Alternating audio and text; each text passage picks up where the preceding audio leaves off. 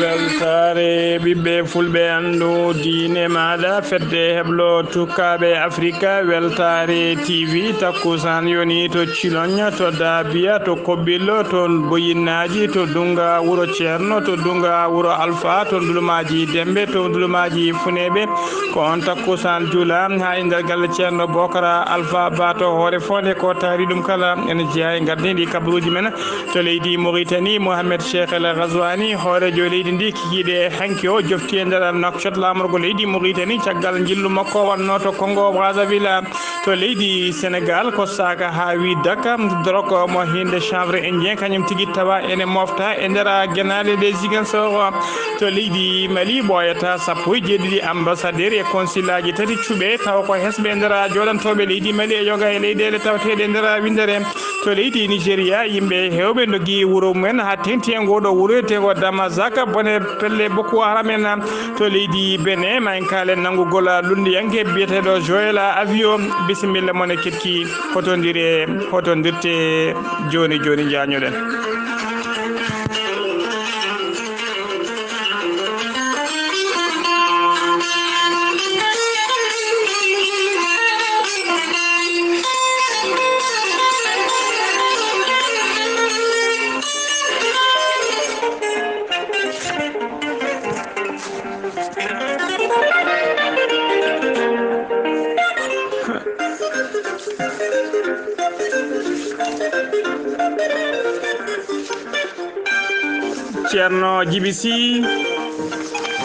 Ceerno Djiby Sy ko wittiyanke safriyanke safaruji fina tawa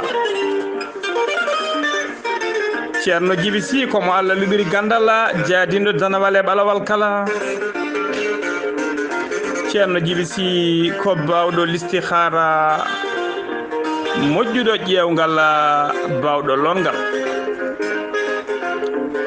Ceerno Djiby Sy ene safra rafiji kewɗi ɗi jiida cirol ko wayno kista fibrom dogam sita rewɓe ɗon koɓe towade e rewɓe ɓe dorotake e yimɓe weddaɓe korte e waɗanaɓe baɗani kala Ceerno Djiby Sy ne safra rafiji kewɗi ɗe docteur eɓe gandi Ceerno Djiby Sy ne jogui leɗɗe e fannuji ɗiɗi hen fannu goto so tawi a ƴetti ɗum fodde sappo e tati rafi ene yalta e ma ha laaɓa fannu ɗiɗaɓo so tawi a ƴettiɗen leɗɗe fodde sappo e jeenayi rafine yalta e ma ha laaɓa Ceerno Djiby Sy ene yawrani worɓe jippiɓe e leeso fiɗaɓe walla usraɓe gorago kala Ceerno Djiby Sy ko labdo reedu malaɗo wune so tawi o yenanama tigui ka miskine Allah mo safruma ha cella tawa hay mbuɗo namdakima so wona taw ko wonduɓe rafiji ɗiɗi woni mo hoore mum wahliti ha haɓɓa walla janowo borogal heddiɓe kala Ceerno Djiby Sy ne safra jomum ha sella so tawi ka yenanama ka miskine tawa hay mbuɗa yoɓayne Ceerno Djiby Sy mo Allah luɓiri hande gandal base muɗum tawe to Nouakchott legal bitegal Netek sara jeere Netek Ceerno Djiby Sy kadi ene jogui base mum e pharmacie muɗum to Nioro Mango e nder leydi Mali woni toon ko miñi ko ene wiya Samba Sy labdo reedu bawɗo golle ɗe numéro muɗum téléphone ko 00 223 90 22 94 71 Ceerno Djiby Sy kañum e oɗo saaha joni mbiɗen tawate ko nder Nouakchott lamorgo leydi Mauritanie numéro makko téléphone e numéro makko WhatsApp kala ko numéro goto ko 47 22 80 84 Ceerno Djiby Sy ne wiya kala garnowo leɗɗe mum e safaruji mum yo tinno yo addu to waɗi Ceerno Djiby Sy kadi ne andini on hay korka ka golle dartaki no liggortene ni ko noon tan liggorto Ceerno Djiby Sy ene wiya kadi kala jiɗɗo wadde listihara yo tinno so noddima walla ɗaccimo vocal yo ɗaccu inde muɗum e inde nene mum so ari o haalanma haala maɗa ha cikkama to ko nder ɓerde ma o hooɗi Ceerno Djiby Sy mbadden dando faade makko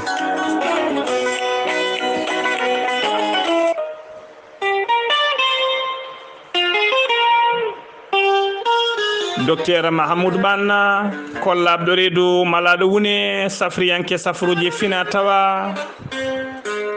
ceerno Mahamoudou Ban konni wiɗo cafro rafiji kewɗi ɗi jiiɗa cirol omo safra kista fibroma ndogam sitta rewɓe ronkuɓe sowade ɓe darottake kala omo safra wonduɓe asmo ɗojjo duumiɗo keeceje e koyɗe musoje ɓandu ƴakkoru wonduɓe e mora yidde jaltuɗo e nattowo kala omo safra joomum ha yito hoore mum docteur Mahamadou Banna ene andina dendagal kelineɓe mum e ñalawma hande omo tawe to Asni Balla noon ma wonɗon ha ɗo e yontere kala jiɗɗo yidemo e nder falde ndeɗon falde ko adi ko yontere nde ne maya yo joom waɗ feere jokkodira e makko so yontere nde maayi ko taccowo maayo mo fata ha to leydi Mauritanie noon kala jiɗɗo hebdemo toon numéro makko téléphone ko 49 58 01 05 so tawi noon ko leydi Sénégal yiɗɓe hebdemo walla yiɓɓe hebdemo to banggue WhatsApp o hutorto ko numéro leydi Sénégal ko 00 221 77 353 48 10 docteur Mahamoudou Banna ko labɗo reedu malaɗo wune laaɓaɗo golle muɗum mo Allah luɓiri hande gandal ɗum noon bandiraɓe musidɓe tedduɓe mbadden dando faade e ceerno Mahamoudou Ban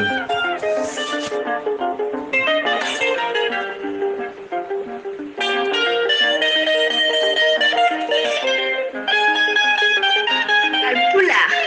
Afrique, Asie, Europe, Amérique, Moyen-Orient, Océanie.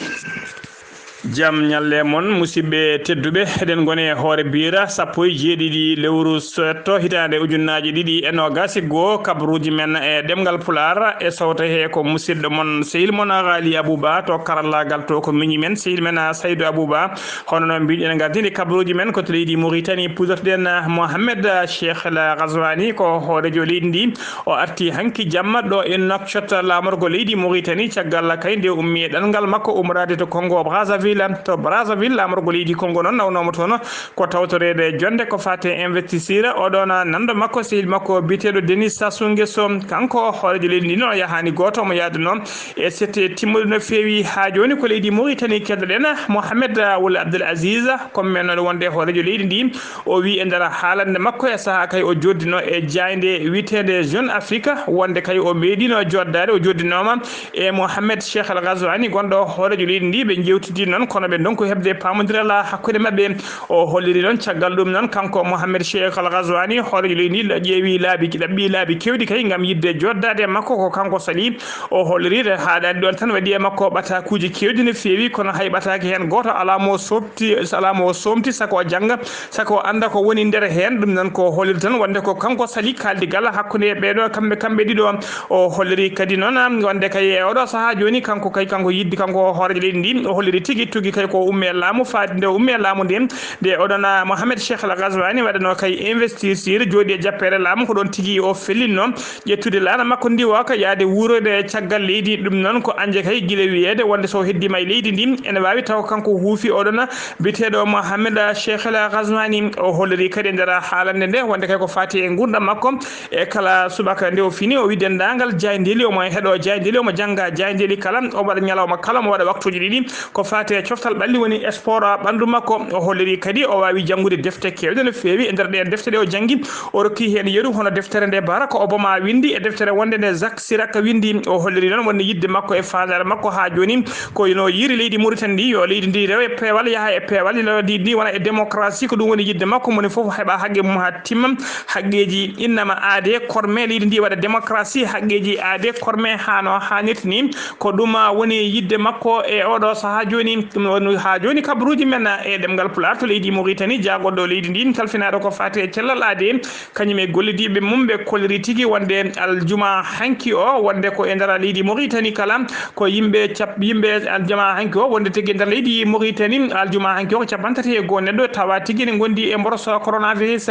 ɓe kolliri kadi e nder ɓe cellani ɓe hen sappo e tato kepti cellal mumen hano hannirta ni paati galleji mumen hay neɗɗo goto alamo rafi o yooɓi fittano muɗum leydi Mauritanie noon ko caggal ɗum noon ko caggal kayde ɓe kolkisi ujunere e temed tati e yimɓe sappo ha joni ko leydi Mauritanie keddoɗen jen ha to 3e fondation émirati de son excellence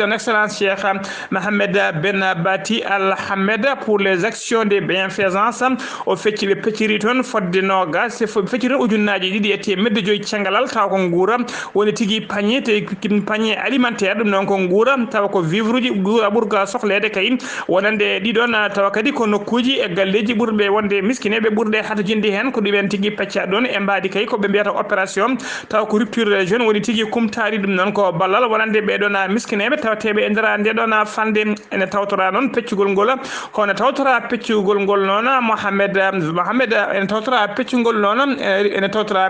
biyeteɗo Mohamed Wul Abdel Fattah Wula Ahmed on ko directeur cabinet walimo 3e on holliri hen weltare mum mawde no feewi e ngol ɗon peccugol e dokkirgol nguura wonande kay ɓeɗon miskineɓe tawateɓe e nder 3e ene tawtora ɗum kadi hono hakima mo 3e wondude e maire 3e kala hakima mo zoyrat e maire mo zoyrat kala mbawi tawtorede ngol ɗon dokkirgol oɗon nguura ha joni ko leydi Mauritanie keddoɗen jeyna to atar aljuma hanki o militant ji ɗiɗi yimɓe ɗiɗi taw ko daranoɓe haqqe innama ade jeeyaɓe fedde taw ko fedde ne wona lamankeri wiyetede ONG SOS esclavage noon ɓen ɗiɗo yimɓe ɗiɗo teɓama e nder atar nen hen goto ko debbo ko coordinatrice kani woni coordinatrice régional biyete o wiyete ko Eziza Brahima keddiɗo o noon kañum woni ko gorko kañum woni responsable information e nder wilaya mo atar biyeteɗo Mohamed Brahima kamɓe ɗiɗo kala ɓe teɓama e oɗo saaha joni eɓe tawe juuɗe dadiɓe en keɓani noon andude holkoɓe nanguira ha joni kabaruji men e ɗemgal Pulaar seno mima to leydi Mauritanie ko to leydi Sénégal paɗen to leydi Sénégal noon en teska kala lewru ko adaji mabɓe jeeya adaji ɓoyɗi kala lewru kay korka so darima dendagal rewɓe resaɓe ene kewno e kala saaha ƴettude sukaraji dokka israɓe mumen koɓe mbiyata sukara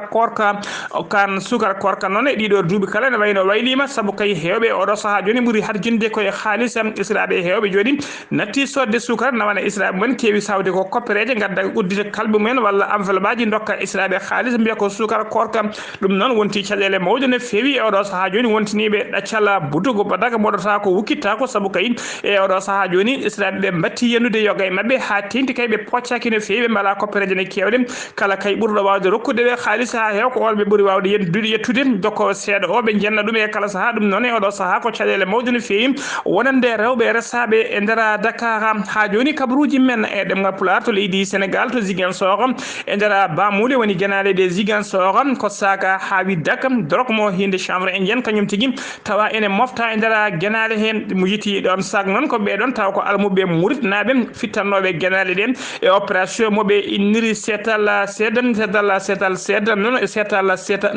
setal ko noon opération ɓe min ɗum koye gan sanga ɓe mbawi yitude oɗon sak baɗɗo drog moftanoɗo e nder Bamouly ko ɗon tigui mbawi noddude commissariat principal mo Ziguinchor ko police ji ɗi gari kay mbawi ƴettude oɗon sak ɓe nawi ɗum to commissariat to e oɗo saaha joni losgoji jaaji nana uddita hen ha joni kabaruji men e ɗemgal Pulaar to leydi Sénégal laamu Zoɓeydane ko laamu kessugo Zoɓeydane woni horejo dowlaji dentuɗi Amérique o fuɗɗima waylude kay yoga e ambassadeur uji joɗaniɓe dowlaji dentuɗi Amérique e nder yoga e leyɗele e nder ɗen leyɗele noon en tawi hen to leydi Sénégal ambassadeur joɗannoɗo leydi dowlaji dentuɗi Amérique to Sénégal o wiyete ko son excellence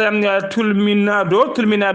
Musungi noon ko Donald Trump suɓinomo yo ar yo joɗano dowlaji dentuɗi Amérique to leydi Sénégal ɗum wonno ko guila ñande 28 février 2017 tawi kadi ko kanko joɗani dowlaji dentuɗi Amérique to Guinée Bissau e oɗo saaha joni noon laamu Joe Biden suɓima goɗɗo biteɗo Michael Raynor noon ko o lomtimo e ñalawma hande o ko on suuɓa kay yo joɗano dowlaji dentuɗi Amérique to leydi Sénégal e nder Sénégal ko kañum kadi joɗonto dowlaji dentuɗi Amérique to Guinée Bissau taw base makko woni tigui ambassade o tawate ko nder leydi Sénégal ha joni ko Sénégal keddoɗen Abdoulaye Diouf Sarr ko jagoɗo leydi ndi kalfinaɗo ko fate e cellal ade kanko e gollidiɓe makko ɓe mbaɗinoɓe kewadde kala subaka so huccidde ɓesgu leydi ndi andinde ɗumen to mborosa Covid 19 o yarata e nder leydi he ɓe kolliri noon e nder waktuji nogas en yiya cakkitiɗi ɗi ko ujunere temedde jeegom e capanɗe jeeɗiɗi e yimɓe ɗiɗo kolkisa noon tumanoɓe yataw gondani e mborosa coronavirus e nder holkiso he noon capanɗe jeegom e jeeɗiɗi tawama e jaati ene ene mari mboroso e nder ɓalli mumen e nder ɗum noon so ɓetama to banggue pourcentage ene holiri e nder temedere kala kala hen nayo piccala ɓolum goho kene wondi rafi o e nogas jettata ko contact suivi woni memodirnoɓe wonduɓe rafi o capantati e jeenayi heddiɓeɓe kala ko ka communautaire woni hay goto men anda to ƴetti rafi o e nder ɓe cellal ɓe capantati e goho kepti cellal mumen hano hannirtini pati galleji men sappo e goho ene tampi sanne ma ballite to banggue fofango leydi Sénégal tuggi ko moroso naati leydi ndi faade oɗo saaha joni dendagal winditiɓe doggol corona koɓe capantati e jeenayi ujunere ne fayi temedde jeeɗiɗi e capantati e neɗɗo goto e nder mabɓe noon hen capantati e jeetati ujunere e temedde nayyi e capanɗe nayyo e neɗɗo goto keptino cellal mumen hano hannirta ni ujunere capanɗe jeenayi kawri ala diallah e ñalawma hande o ɓe cellani wonduɓe mboros coronavirus nder jokti leydi Sénégal kala heddiɓe juuɗe safroɓe koɓe temedere capanɗe jeenayo e jeenayo ha joni kabaruji men ɗemgal Pulaar seno mbima to leydi Sénégal koto leydi Mali paɗen Sidi Ibrahima Wula Siddati ko konnoɗo président CMA coordination des mouvements de la Jawat barnoɗo kay talata ɓennuɗo e nder Bamako yesso galle mum balɗe ɗiɗi pawti hen noon fedde witeɗe AQMI woni tigui état islamique dans la AQMI kañumen tigui yeytima janggo ngu wonde ko kañumen mbaɗi nguɗon janggu haɗani noon lasgoji nana jokki hen no fewi saabu e kala saaha pelle ceɓitiɗe ɗen jeyto janggo hay sinno wona kañumen e oɗo saaha joni lasgoji nana mbaɗe hen beele kay ko état AQMI kañum waɗi janggu ngu walla ala e oɗo saaha joni noon hollirama tigui wonde suspect goto woni goto e tuumaɓe wargo ngo teɓama tawa kadi o teɓano koto bowal ladde diwoji ngal président Modibo Keita o yinno ko yaltude leydi ndi omo tawe juuɗe dadiɓe mbeɗa mbaɗi hen lasgoji noon beele ɓe ganda kay yoɓiɓe fittano makko e holko joɓiri fittano makko Sidi Ibrahima Wul Siddati noon jeeyano koto wuuro witego ber noon en tawi waɗɗani Tumbuktu ko toon kadi o wirnoya ha joni kabaruji men ɗemgal Pulaar to leydi Sénégal Mali ha joni par décret kilimo 23 mars 2021 hoorejo laamu sabboddugo leydi Mali hono banda o waɗi ko wiyete régularisé militaire uji tati tawa kadi ko tumanoɓe jeeyede juuɗe men moddude e wargoji ɓeɗon wiyetenoɓe béré rouge kamɓe tato kala noon ɓe nomanoma koɓe kamɓe tato kala noon koɓe nomanoɓe liyetina kay gila 1er octobre 2015 ɓen noon ɓen goni hono biteɗo Soyba Diara goɗɗo ne wiye Cheikhna Sibi keddiɗo ne wiye Lassana Sangare ko ɓeɗo tato woni waɗanoɓe colonel wiyetenoɓe liyetina gila 1er octobre 2015 koɓe sokonoɓe noon taw ko tumede juuɗe mabɓe e moddugol oɗon wargo taw ko béré rouge en woppitaɓe e oɗo saaha joni laamu o hesgu noon e oɗo saaha joni kamɓe kala waɗiniɓe kay kamɓe kala e oɗo saaha joni ɓe mbaɗnama ko wiyete régularisé woni tigui ɓe nodditama yoɓe gartu ɓe ƴetta tiniji mabɓe tawa kadi monennoɓe foof arti koye martaba wonno woni tigui martaba litinaɓe ɓamti golle mabɓe e oɗo saaha joni ɗum noon ko caggal kay noon ko gila 15 mars 2021 ko gila nden ɓe goppita tawa kadi ko cour d'assise caggal nde procès mabɓe fodde duuɓi 5 eɓe gone e juuɗe laamu e oɗo saaha joni noon ɓe goppitama ha laaɓi ɓeɗon tan noon mbawi artude e golle mumen hano hannirtani ha joni kabaruji men e ɗemgal Pulaar hono no mbiɗen e gaddude kabaruji men e ɗeɗo balle noon guiri garaji kewɗi e tawe to ministère des affaires étrangères leydi Mali ɗum noon ko caggal kayde oɗo saaha joni nde hoore jagoɗo leydi ndi walla nde jagoɗo kalfinaɗo ko fati laamu leydi ndi hono hoore jagoɗo e hoorejo leydi ndi ne yamiri kay e oɗo saaha joni wonde dendagal ambassadeur uji fodde 17 ambassadeur e consulat ji wonɓe caggal leydi tawa manda mumen ko gasi ha laaɓi nde mbawata artude ha laaɓa kañumen foof nde tongata guertoɗe mumen e kurtu karaji men mbawa artude e nder leydi hen woɓɓe cuuɓe e oɗo saaha joni noon affaire étrangère woni tigui koye suɓade ɓeɗon yimɓe fodde 17 ambassadeur e consulat ji tati ɗaminiɓe kay joɗanade leydi Mali e nder ɗeɗon leyɗele oɗo saaha joni noon yimɓe hewɓe inde men puɗɗima feltodirde miijede kay manome e ɗiɗon postoji ko wayno oɗo biteɗo Moussa ko wayno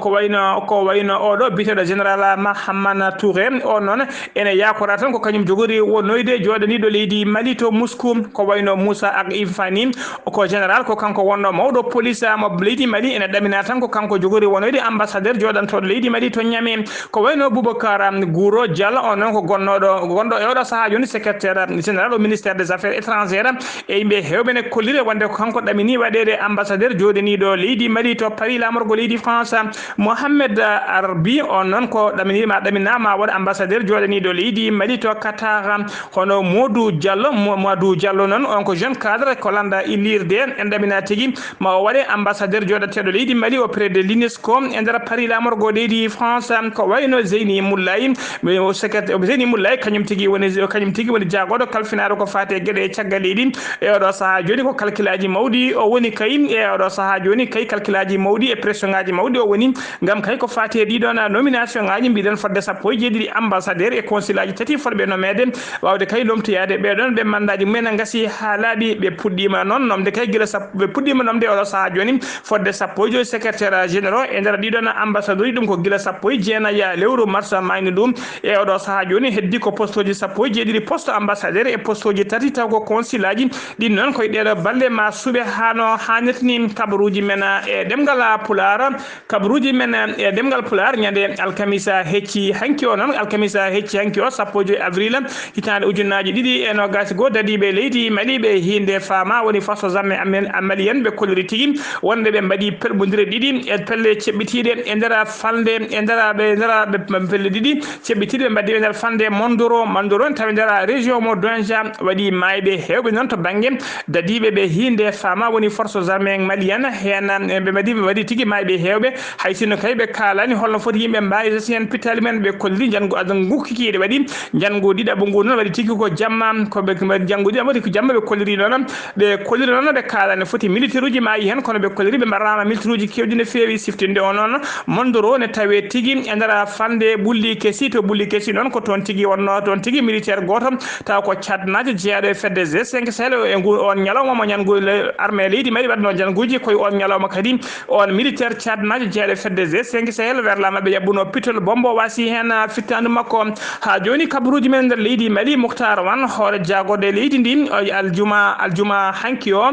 ardima peccugol nguura faade kay e ɓeɗon yimɓe taw ko tawateɓe kawuji doga moltu en e nder tawateɗi e nder Bamako fodde kawuji jeeɗiɗi doga moltu en tawe nder Bamako ɓen noon dendagal représentant uji ɗin kawuji kala mbawi arde kay wawde tawtorede ko fati peccirgol Moukhtar Wan noon wawi hokkude rewnude ballal ngal faade kay e représentant ji ɗiɗon base uji jeeɗiɗi taw ko doga moltoyo en ɗina ɗum noon tawa kadi ngal ballal ɗum noon taw waɗi kadi koto camp biyeteɗo mabile ne tawe tigui to legal wiyetegal sogoni ko ngal ballal noon hollirama tigui ko ballal ko ngal maaro gawri wondude e pattu alimentaire e gueɗe ɓurɗe hadojinede e oɗo saaha joni tawa kadi koye saaha lewru korkam ka mabile noon ene tawe hen tigui 160 neɗɗo hen 140 ko mawɓe 219 ko suka kamɓe kala noon ko ummiɓe nder nokkuji ko wayno koro en ko wayno bankas ko wayno boni ko wayno dunza e ko wayno bandiagara e koye nder ɗiɗon nokkuji ɓeɗon dogi wawi tawetede kay oɗo saaha joni e nder oɗon kan kabaruji men e ɗemgal pular koto leydi Nigéria paaɗen yimɓe hewɓe tawa kadi ko dogɓe galleji mumen e nokkuji men e tawateɓe nder falde ngoɗo wuuro wiyetego Damazak nana doga ha joni jokki dogde yaltude nguɗon wuuro caggal kay nde pelle ceɓɓitiɗe wiyeteɓe Boko Haram tampini wuuro ngo e kala saaha janguji hollirama noon fodde 16 neɗɗo mbasi pittali men e janguji Boko Haram ndeɗo balle laamu armée leydi Nigéria noon holliri tigui wonde e oɗo saaha joni ɓe kepti wuuro ngo ɓe diddi pelle ceɓɓitiɗe e oɗo saaha joni wuuro ngo woni koye contrôle mabɓe kono haɗani ha e oɗo saaha joni yimɓe wuuro ngo ngoɗon wuuro wiyetego Damasak yimɓe mum dokki hoolade nana ƴetti sakuji mumen doga enen jalta wuuro ngo yimɓe hewɓe oɗo saaha joni puɗɗima woppude wuuro ngo ha joni kabaruji men e ɗemgal pular koto leydi Benin cakkitoɗen Joël Ivo ko kañum ko lundiyanke ngana e nder leydi Benin kanko noon ko kaɗanoɗo kay jeeyede e mbiri ƴamoyoɓe lefol laamu hollirama noon caggal nde sungoji ɗi gasi o teɓama e oɗo saaha joni o teɓama ñande alkamis nde o teɓama aljuma hanki o waɗama mise en examen tawa kadi o tuuma ko wiyete tigui o tuuma ko wiyete atteinte à la sûreté de l'état et blanchissement d'argent ne tuuma kadi o jeeyati nanggugol makko noon ne jeeya tigui ko fate seppoji bannoɗi balɗe ñanden ko adi balɗe bannoɗi nder ruuma jaribu ko adi sumgoji ɗin ha waɗino mayɓe ɗiɗo e oɗo saaha joni noon kanko o teɓama tawi juuɗe dadiɓe musidɓe tedduɓe gasi ha laaɓi ɗum ɗo wonno komin tonga noon kabaruji men e ɗemgal pular ɗo e haalirde he ko musidɗo moon sehil moon Ali Abouba to karallagal to ko miñi men sehil men Saydou Abouba kettim alaki jaam yo jaam Allah jogomi jogo on